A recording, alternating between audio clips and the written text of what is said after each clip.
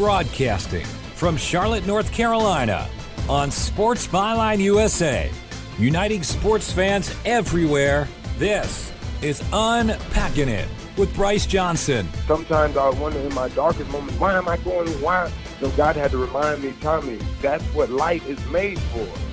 For the next hour, we will unpack sports, faith, and life with intriguing guests from the sports and entertainment world. Everything in my life should be a spotlight and a reflection and a pointing back to the goodness of Jesus. Bringing you high energy and thought-provoking sports talk with a purpose. Everything that has transpired since Leah was diagnosed with cancer has really been inspired by God. Now, from his mic to your ears, this is Bryce Johnson. Welcome to Unpacking It, where we unpack sports, faith, and life with intriguing guests from the sports and entertainment world. I'm Bryce Johnson. Our website is unpackingit.com.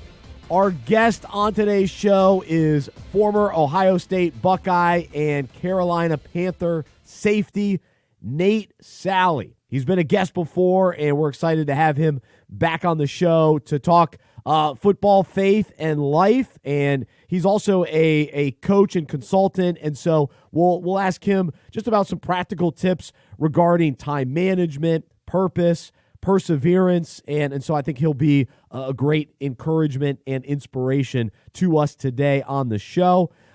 Coming up next, we'll actually do our segment, I'm Convinced, and I've got some thoughts on the Indianapolis Colts, Frank Gore, and the Washington Redskins. And so we'll discuss some of those topics as well as a couple of the big games taking place in the NFL.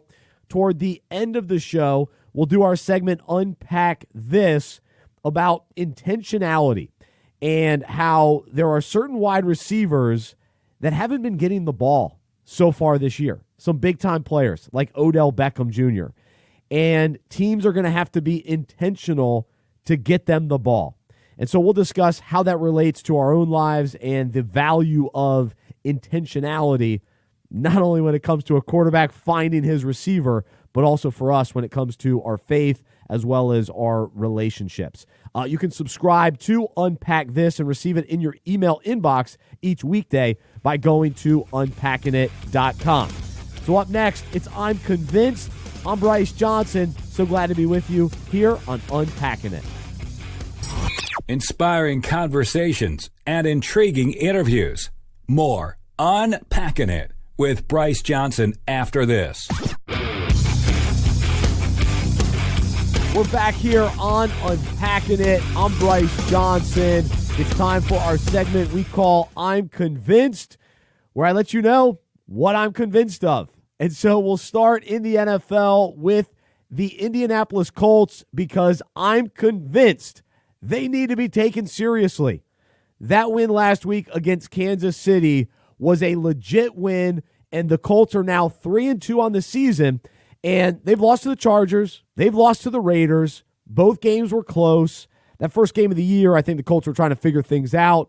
And then the Raiders, they beat Chicago last week. So the Colts are in the mix. They're going to be a playoff team. I'm convinced of it. And beyond just how good they are and how well they're playing, the whole story is fascinating to me. I can't get enough of this. To think that their franchise quarterback retired 2 weeks before the season, and they have not derailed this season, where they're still on pace to have a really nice year. They've got great production out of Jacoby Brissett.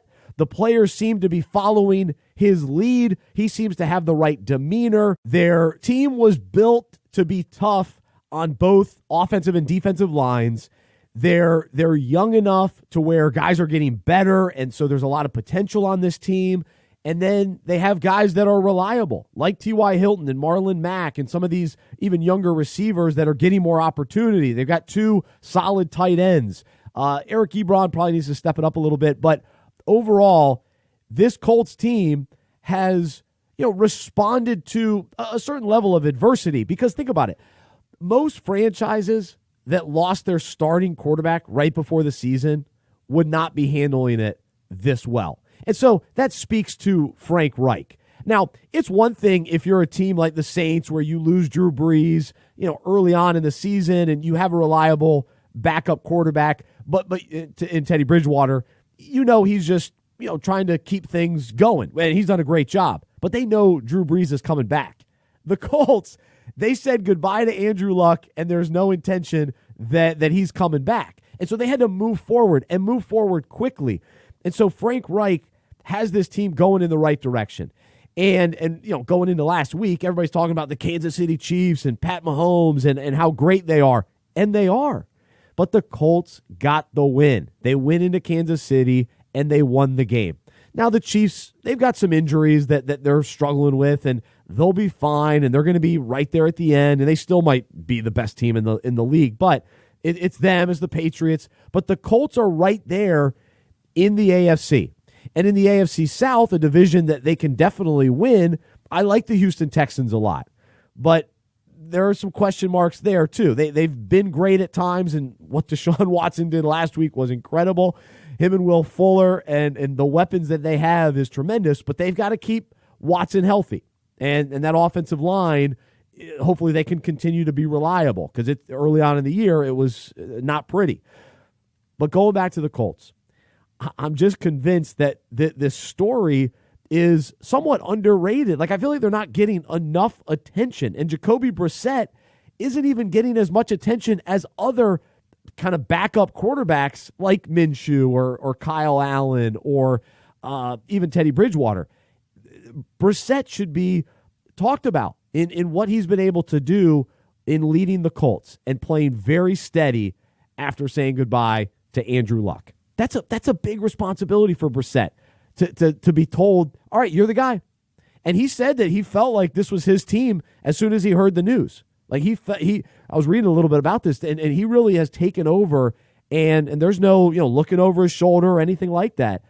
He's equipped to handle it, and I just love Frank Reich. So I'm rooting for Frank Reich, and the fact that he finally got this head coaching job to take over the Colts last year, and the big steps they took last year were incredible, and then the move that he made though last year. When I forget who they were playing, but it was that fourth down play toward the end of the game. They went for it. They didn't get it, and they ended up losing the game. And there was this debate of, should they have gone for it or should they have just punted there? And his ability to say, no, I'm going for it. I think the team rallied around it, and ultimately they finished the season so strong. They went into the playoffs. I think that mentality, it's a tough team. They're willing to take risks, and I just like the Colts a lot. I like how they're built and what they're capable of this season. All right, my number 2 story. I'm convinced Frank Gore is an underrated running back who absolutely belongs in the Hall of Fame. Now, he's in his 15th season in the NFL. So he was a third-round draft pick in 2005. And get this. He enters the NFL. Remember when he was at Miami, he had 2 major knee injuries. And so that's why he slipped in the draft. Talented guy, major concerns with his knees. And now he's in his 15th season. And get this, he's only missed 14 games because of injury. Okay, so he's in his 15th season. He's only missed 14 games because of injury and only 2 games since 2011. Are you kidding me? This guy, year after year after year in fantasy football, I kept saying, no, there's no way he can do it again. There's no way he'll be back again. Like even all those years in San Francisco, I always doubted him. And I feel like he's always been overlooked just in general by fans and media.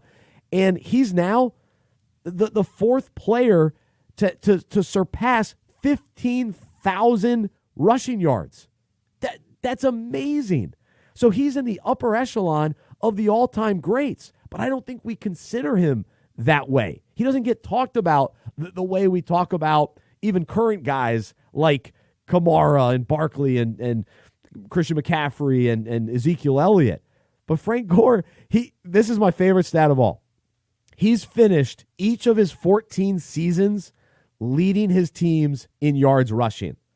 And so he's played for San Francisco. He's played for the Colts. He's played for the Dolphins. And now this year with the Bills, he's leading them in rushing as well. And he's actually 79 yards away from becoming the 9th player to reach 19,000 all-purpose yards. The 9th player. That is absolutely impressive.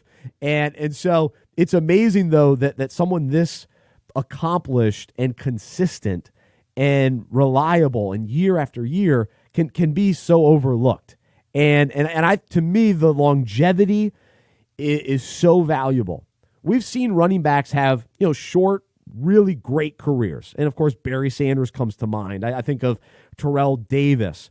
But when you can do that year after year and you keep your body in shape and you avoid the major injuries as well, and some of that's just a blessing, but the consistency to be in your 15th season and still putting up big numbers, it's remarkable. So I'm just convinced he deserves some of the recognition, and in some ways he's getting lost up there in Buffalo because they're talking about the defense and, the young quarterback, Josh Allen, and so don't forget the old veteran, Frank Gore, still getting it done. 15th season. I can't say it enough.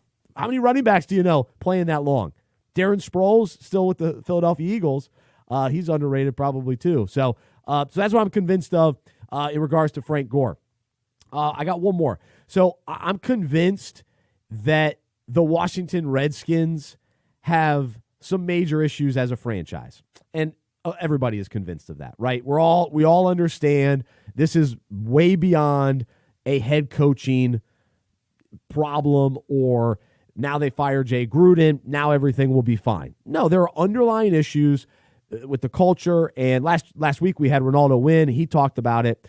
But my challenge, as I was thinking about this earlier this week, all of us have underlying issues in life. And a lot of times we try to, kind of in our own world, we fire the head coach or we make maybe one change, but we have to make deeper changes. And so a lot of times these are spiritual changes that we have to make in our own lives. And so before we just totally rip on the Redskins and, they got all these issues, I guess the encouragement is let's just take a look in the mirror and recognize, okay, what underlying issues do I have? And am I trying to solve it, by pointing the finger somewhere else? Or is there something that I need to do inward that can ultimately change the external circumstances that I'm dealing with? So I just want to throw that in there as we wrap this segment up. But that's what I'm convinced of this week. Up next, former Ohio State Buckeye and Carolina Panther Nate Salley is our guest right here on Unpacking It. Intriguing guests and inspiring conversations. This is Unpacking It with Bryce Johnson.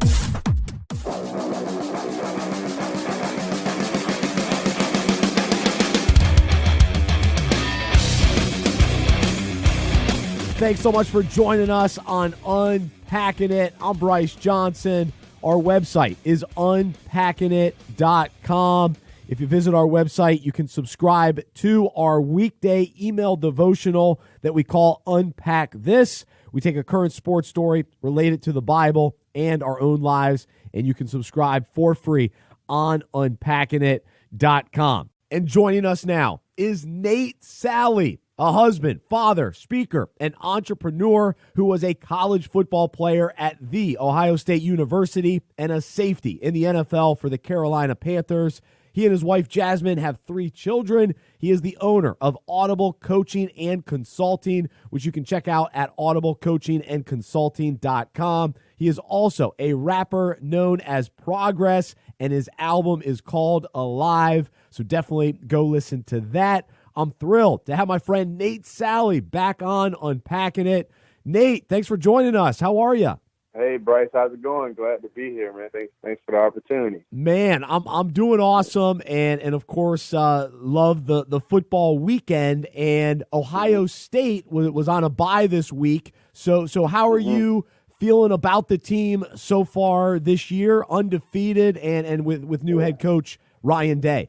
I think Coach Day is doing a great job. I feel like this is as talented as I've seen our team look in a while, and well, not not as talented. I think the combination of the plays we're calling and the talent have married up very well so far this year.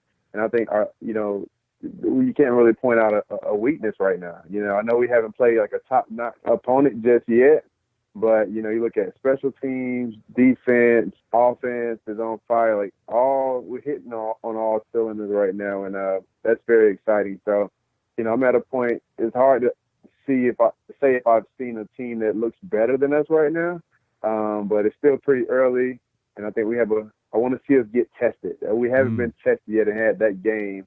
So until then, I'll hold off on trying to get too excited. But I love how we're looking. You couldn't really ask for more than what you've seen out of us to this point. So it's exciting for sure. Plenty of dominating wins, convincing wins for sure. But it'll be interesting once the schedule gets a little bit tougher. But with new head coach Ryan Day, is there anything specifically that you've noticed maybe differently now that he's in charge, or just something that stands out now that the Buckeyes have a new guy in charge?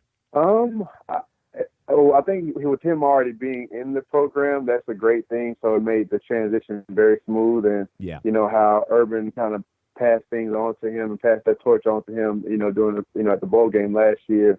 I think that having that continuity was good for the transition. But ultimately, like I mentioned before, I think one of the biggest things is, it looks like our offense, I like us getting up the field, and being more vertical, especially with our run game, not, doing the side-to-side stuff too much. And I think we have a bruiser at running back who can hit a home run as well. And we're taking advantage of that. And Fields isn't a quarterback that wants to run too much, even though he's highly capable. But he has a great arm and does a great job with that. So I think they're doing a good job of balancing quarterback run, him throwing it in the pocket, and then, utilizing that, beast of a running back we have back there in Dobbins.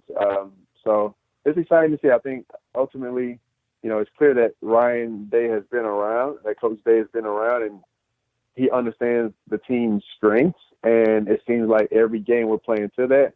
And last but not least, I love how, even though we've had dominating games, he's kept the starters in for a certain period of time, and he hasn't let off the gas. And I like that because we're going to need that. When we do get into a dogfight, those guys aren't going to be accustomed to, getting out of the game in the third quarter. He's staying on them and having them, continue to keep that rhythm going. So, yeah, it's going to be interesting to see as we continue the season. Absolutely. Nate Salley, our guest right now on Unpacking It, former Ohio State safety, and also played for the Carolina Panthers in the NFL, and the Panthers are playing in London. And I'm curious your thoughts on the quarterback situation with the Panthers. And of course, we know, franchise quarterback Cam Newton injured, didn't play well to start this season, didn't play well at the end of last season, and Kyle Allen has come in and won games for the Panthers, and in many ways just not making major mistakes and managing the game and utilizing Christian McCaffrey in the way that the Panthers have, and Kyle Allen playing a key role just in the overall offense. But what is your thought just on kind of the team moving forward and decisions that will have to be made at the quarterback position? Where do you come out on all that? Yeah, I think it's challenging, man, because, Cam is such a unique and, once-in-a-lifetime type of talent that it makes this whole scenario very crazy. But, it was clear that he was injured, the beginning of the season. Yeah. I was at the first game and I watched the second game. It's like he can't even try to run outside of the pocket or get away from anyone. And he was like a sitting duck back there, man. They were just taking shots at him. So I was glad to see him go ahead and, admit that he was hurt and go ahead and take a break.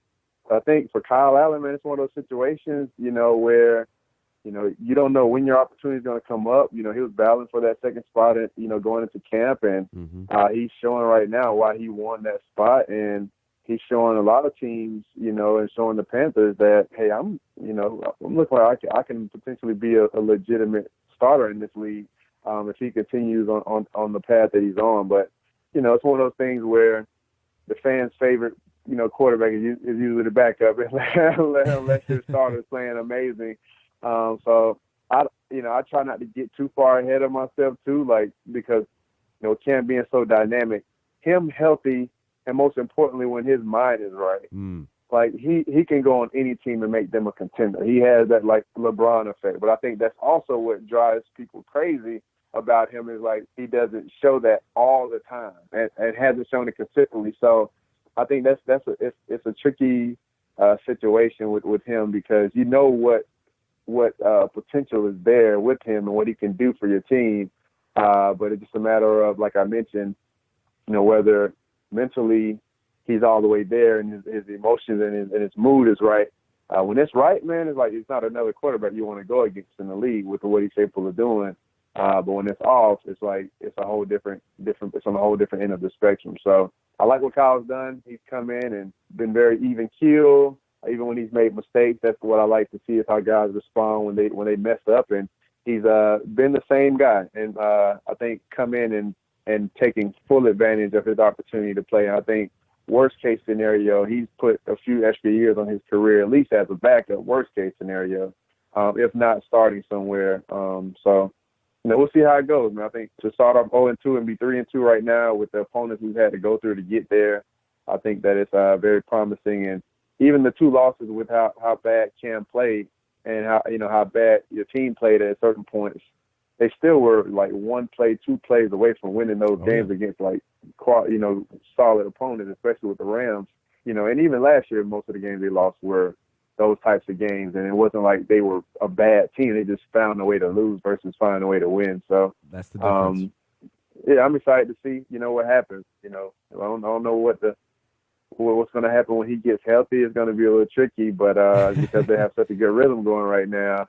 That's the thing. Yeah. But you hate to mess up the rhythm. So we'll see how many Kyle Allen can keep winning and how healthy Cam can get and how quickly he can get healthy. So a lot of question marks surrounding the Panthers for sure as they play in London. Nate Salley, our guest right now on Unpacking It, former Carolina Panther, former Ohio State Buckeye.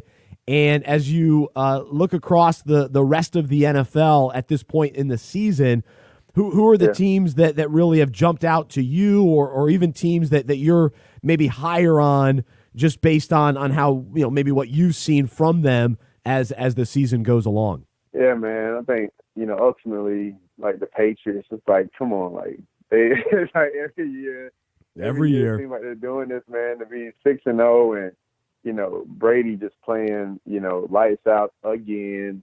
You have to, respect that, and obviously understanding that if you get them in any big game, you're going to have to play perfectly in order to beat them. So they have to be, the front runner, if you ask me.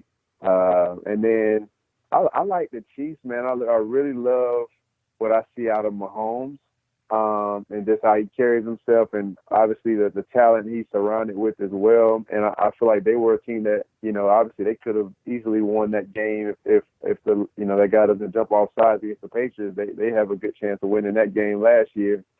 So I think those are 2 that stand out to me off the top of my head. I've liked what I've seen out of the Panthers defense. Brian Burns, the way he's shown up as a rookie. And it's crazy, because I remember him as a young kid. I played, his brother and I got drafted to the Panthers together. So it just blows my mind every time I see him out there dominating. Like the last time I saw him, he was like this kid, running around with us and at Carowinds and stuff. And now he's, a full grown man, like dominating. And I think that defensive line with he and Addison, wreaking havoc off the edges, and I think that the defense with us has been solid. Absolutely. He's Nate Salley, former Ohio State Buckeye and former Carolina Panther, with us right now on Unpacking It. He's also the owner of Audible Coaching and Consulting. And so when we come back, we're going to talk coaching. He's going to give us some tips on time management. We're going to discuss some of the messages that he enjoys sharing to both kids and adults as he goes out and speaks to the community and does just a tremendous job with that. So we've got plenty more with Nate Salley when we return right here on Unpacking It.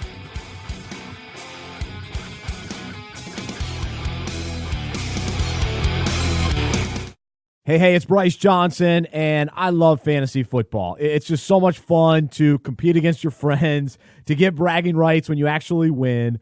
But as you know, it can also be frustrating, challenging, upsetting when the players you expect to do great things fall flat and you lose to your buddy, and then you never hear the end of it. But either way, fantasy football is fantastic, and so here at Unpacking It, we created Fantasy Football Fellowship, and we've got the playbook available for you today. Just go to fantasyfootballfellowship.com. Basically, we take fantasy concepts, relate them to the Bible, relate them to our own lives, and we just want to enhance your fantasy football experience throughout the season. So it'll add meaning and purpose to your fantasy football season. Go to fantasyfootballfellowship.com. That's fantasyfootballfellowship.com and order your playbook today. Bringing you unique insight into the faith and character of guests from the sports world. Welcome back to Unpacking It with Bryce Johnson.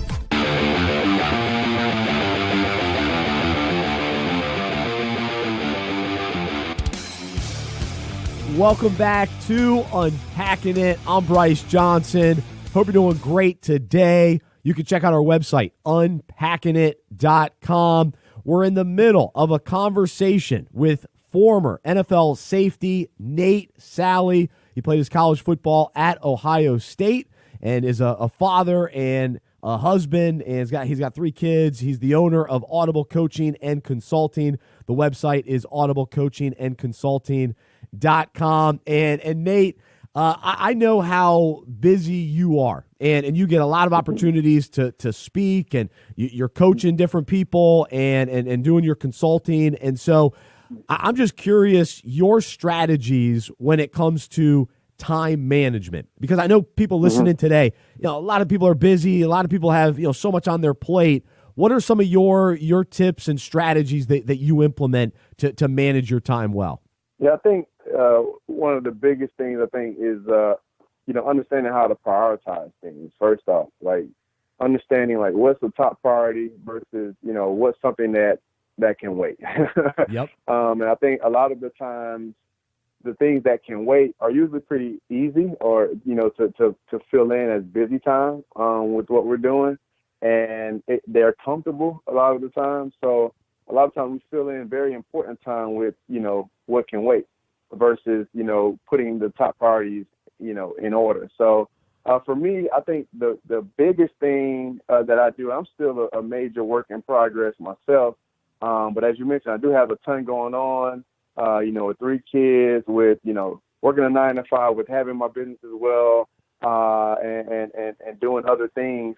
It's a lot that goes into just a regular day. So for me, as I did, before I stepped on a practice field or before I stepped into a game, I don't go into any day without a plan. So before I go to bed at night, I'm always, ironing out my to-do list. And it usually starts off with at least, a couple of things. 2 of those things are usually, getting into my Bible and reading, and then getting a workout in some way, shape, or form. Even if it's a quick 10-minute workout, like those are the 2 things that I found help to set my day up for success from there on. So those are 2 key things that I pinpoint in pretty much every to-do list that I have. It usually kicks off with those 2. And like I said, I do those first 2 things, and I always try to do something that's going to push my business forward before I even start my 9 to 5. So whether it's, putting a new post on social media, or creating a speech, or, doing my Audible Minute, or something along that's pushing my business forward pretty much every day is what I'm striving to do. And then like if I'm able to, get up, read, work out, do something to push the business forward, and then start my day, it's like I feel like I've already accomplished a ton. And then I have, a to-do list for my 9 to 5 too. So once I get to work, I have a spreadsheet that I have, and it's all right. These are the things I'm looking to accomplish, and I put them in order of importance as well. So even if something comes up, that's unexpected, I'm still able to, maybe step away for a second, but I can get back and still remain on track. I don't know. I know I mentioned a lot there, but ultimately, man, never go to sleep without a plan. That's the biggest thing. Like, you wouldn't step on a football field, a basketball court, or anywhere else without a plan. Why would you step into the most important game ever, which is your life, without a plan? Like, so I go into every day with a plan so I can look back at the end of my day and be able to say, all right, no matter how I feel, sometimes you feel like you had a crappy day, but it actually wasn't that bad. You can look back and say, all right, well, I did this, and this. Like, it wasn't as bad as I thought. I was able to accomplish some things. So that's what helps me. No, that's helpful. That's cool to hear. Nate Salley, our guest right now on Unpacking It, former NFL safety and Ohio State Buckeye. And just to continue that thought process, talk about preparation, but I also know a word that's key for you too is purpose. And so starting each day with purpose, knowing your purpose, and as you, whether it's speaking or coaching or consulting, what are the most common roadblocks that you find or you try to help people overcome for people that are struggling to either not know their purpose or not pursue their purpose or to not take the steps toward really living that out? What are some of those roadblocks that you've encountered?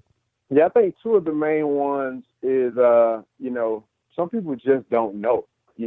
They've never even taken the time to understand what they were put on this earth for. Sometimes I ask them that, it's like, oh, I never thought of that.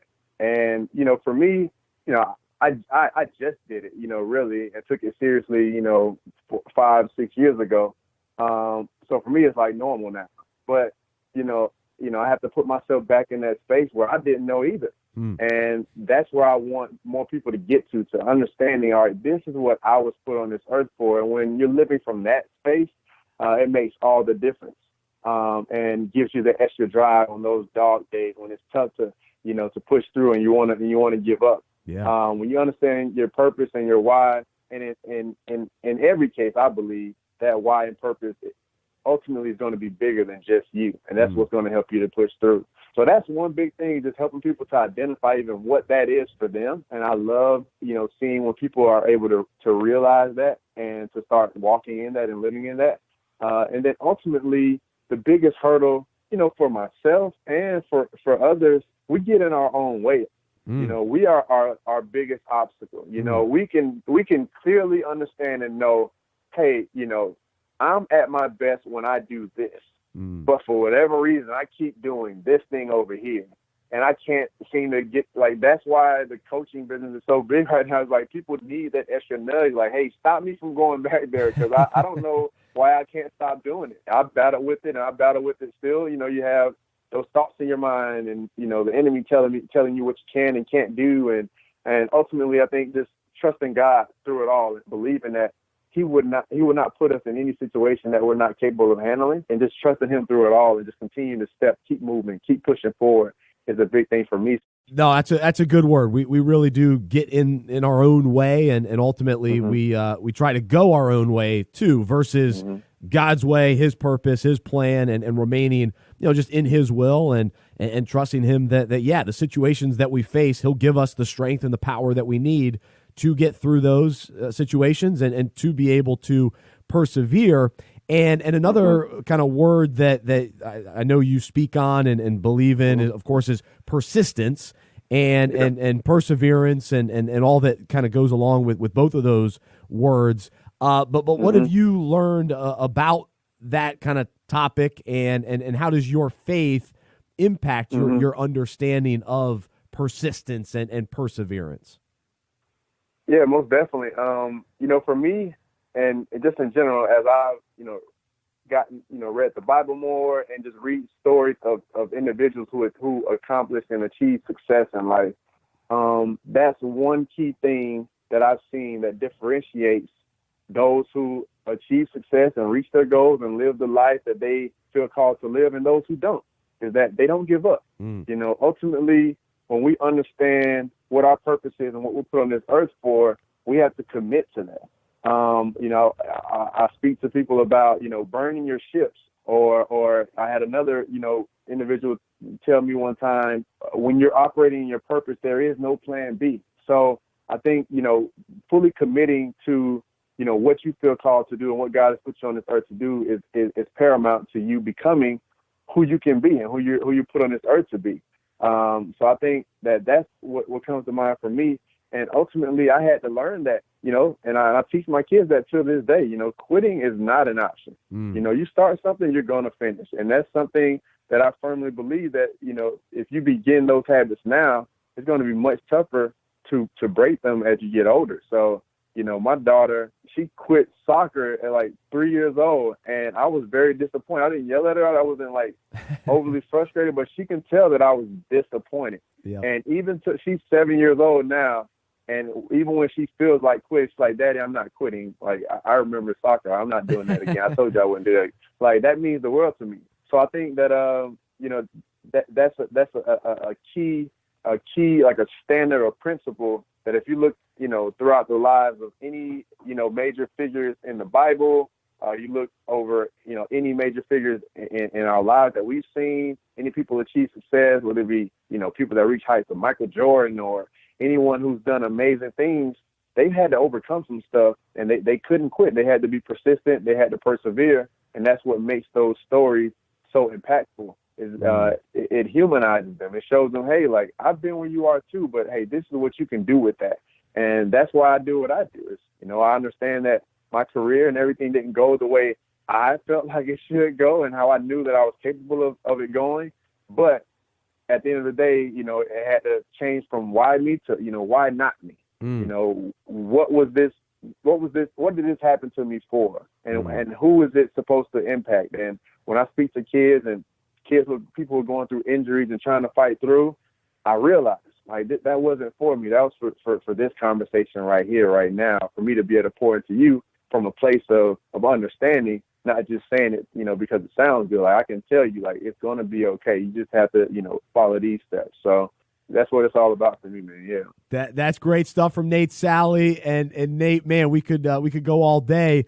But let's wrap up with this. You mentioned how it's so important that you start your day by getting into God's Word and reading the Bible. So what have you been learning recently? What have you been studying? What has God been teaching you?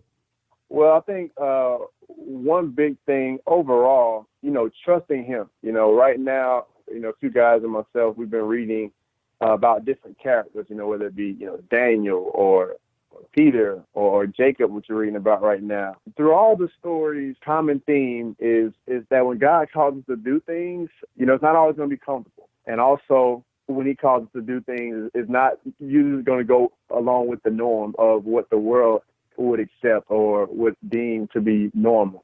We're going to have to go against the grain. I think that's something I'm learning as I read, and also as I go through life. There's situations that come up. It's unusual.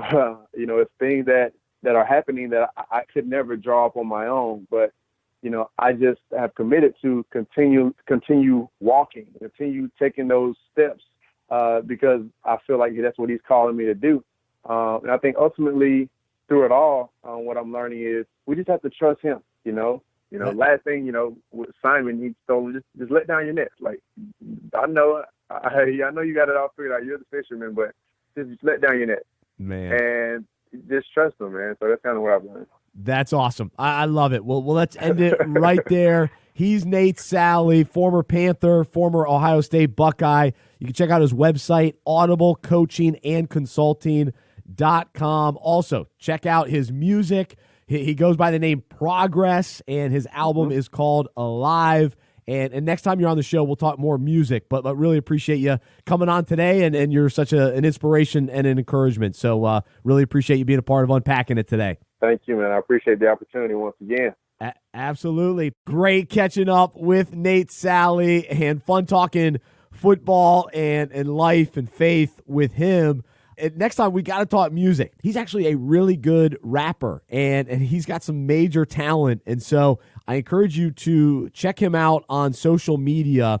He goes by The Audible Coach, but he also goes by Progress. And so you can look him up, keep up with him, and go listen to his music as well. So appreciate him being a part of Unpacking It. Coming up next, we'll do our segment, Unpack This. about intentionality when it comes to wide receivers and quarterbacks and how it relates to our own lives. It's next. Inspiring conversations and intriguing interviews. More Unpacking It with Bryce Johnson after this.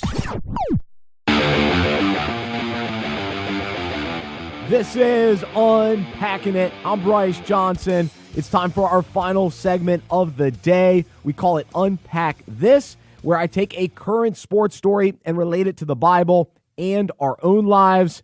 So let's jump right in. The NFL is loaded with talented wide receivers, but so far this year, we've seen some of them get off to a slow start. Teams recognize this and know they have to find a way to get the ball into their playmakers' hands, and it requires a concentrated effort and intentionality. Odell Beckham Jr. has lacked production for the Browns, and so his fellow wide receiver Jarvis Landry said, so we've definitely got to find a way to include him even more in the offense and be intentional with it. It doesn't matter if the defense knows it. We've got to be intentional with getting him the ball. The same is true for Mike Evans and the Bucks, Stephon Diggs and the Vikings, and DK Metcalf and the Seahawks. All of these teams want to get their skilled receivers more involved in the offense, and it's going to take intentionality. The concept of intentionality isn't exclusive to the quarterback-wide receiver relationship. It's a trait worth implementing in all of our lives. If we desire to have a deeper understanding of who God is, we must be intentional about studying Scripture and spending time with Him. If we want to have meaningful relationships with friends, we have to be intentional in calling them and inviting them to get together. A growing faith or deeper relationships don't just happen. It takes intentionality. The Bible says, let us think of ways to motivate one another to acts of love and good works, and let us not neglect our meeting together, as some people do, but encourage one another. Today, let's look at our lives to determine ways we can intentionally make changes while following God's word and seeking His best for us. The Bible says, look carefully then how you walk, not as unwise, but as wise, making the best use of the time because the days are evil. Therefore, do not be foolish, but understand what the will of the Lord is. So I hope you're willing to unpack that for yourselves and really appreciate you joining me today, and hope you'll stay connected with us throughout the week on social media and on unpackingit.com. Until next time, I'm Bryce Johnson. I'm a sports fan who follows Jesus. I believe in the good news that He died on the cross for my sins, He was resurrected, and through faith, I have been saved by His grace. I hope that is true for you as well, and I hope you'll join me as we live life as sports fans who follow Jesus together. Have a wonderful week. This has been Unpacking It with Bryce Johnson on Sports Byline USA and SiriusXM, Channel 211, Dan Patrick Radio.